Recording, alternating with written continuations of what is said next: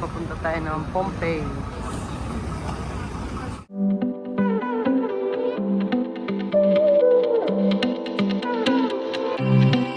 Ang Pompeii, historical site dito sa Italy. So guys, papasok na tayo sa Pompeii. So may tour guide kami.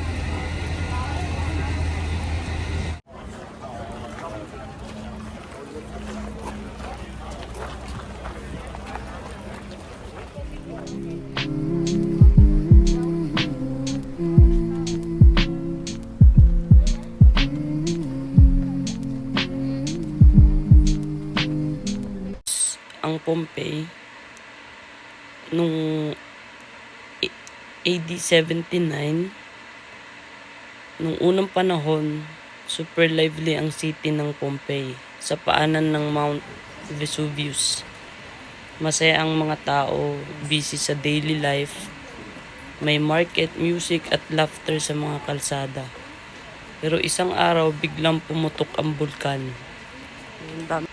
Naging madilim ang paligid, langit at bumuhos ang abo na tumabon sa buong lungsod. Sa ilang oras lang, nawala ang Pompeii. Libu-libong taon ang lumipas bago ito muling natagpuan.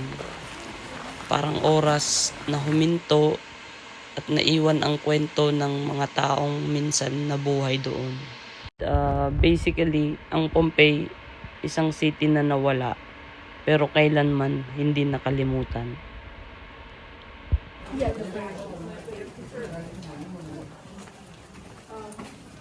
these walls you see some original paintings and some interesting graffiti. Yeah. This is exactly what you think it is. Yes, this is the man's phallus, and at the time it was worshipped, because phallus had the meaning of fertility, prosperity, abundance, and good luck. So if you want to be successful in your business, why wouldn't you put a symbol of phallus on your door, right? Or just write it on the wall. You see, nothing has really changed in 2,000 years. So even today in the big cities, you could see this kind of graffitis. Yeah. Graffitis were the perfect source of information for politics. Yeah, through the graffitis we can understand the jobs of people, the warnings that they were worried about, and honestly, they were worried about the same things. Yeah. What are we gonna do?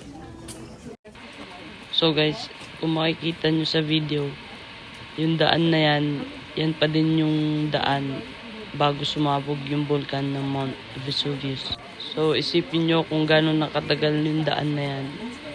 Preserve pa din nila hanggang ngayon. Yan, tourist spot na yan. Konting kaalaman lang. So ngayon, tahimik ang mga daan ng Pompeii. Noong araw dito dumadaan ng mga kariton, ang mga tao, ang buhay ng lungsod. Ngunit isang pagsabog ng Mount Vesuvius ang nagpatigil sa lahat. So ngayon, bawat batong tinatapakan ko dito ay kwento ng nakaraan. Mga yapak ng lungsod na hindi na muling nabuhay.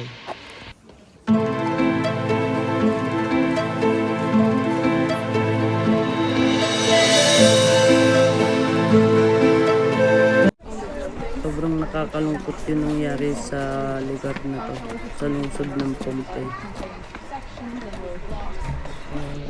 Lakad-lakad lang tayo dito guys. Grabe yung history ng Pompeii na to.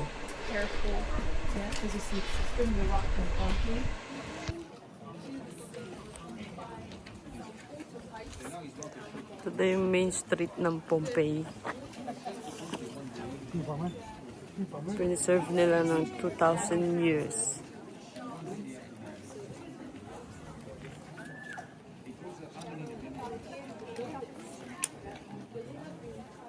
Guys, isipin nyo, dati wala pang mga kontraktor, pero matitibay yung gawa. Anyari? Dati.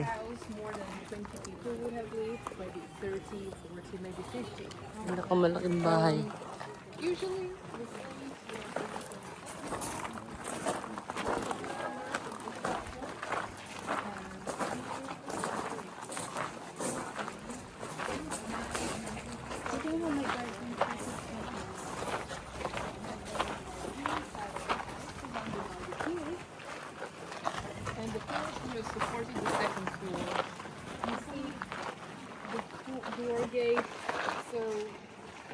buildings below there, they would have been connected. So, ito daw yung liguan ng mga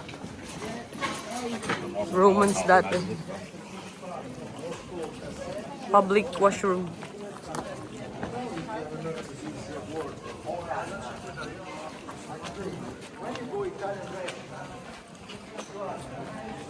So, nung pumutok yung Mount Vesuvius, natabunan ng abo ang buong Pompeii.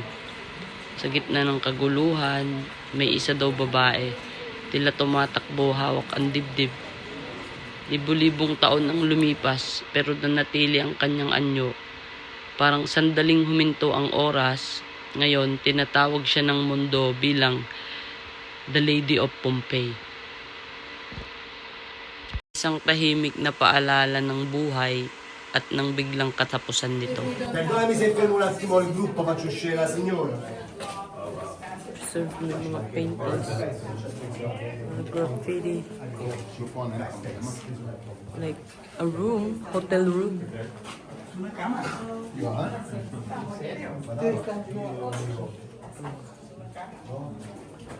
Hotel room.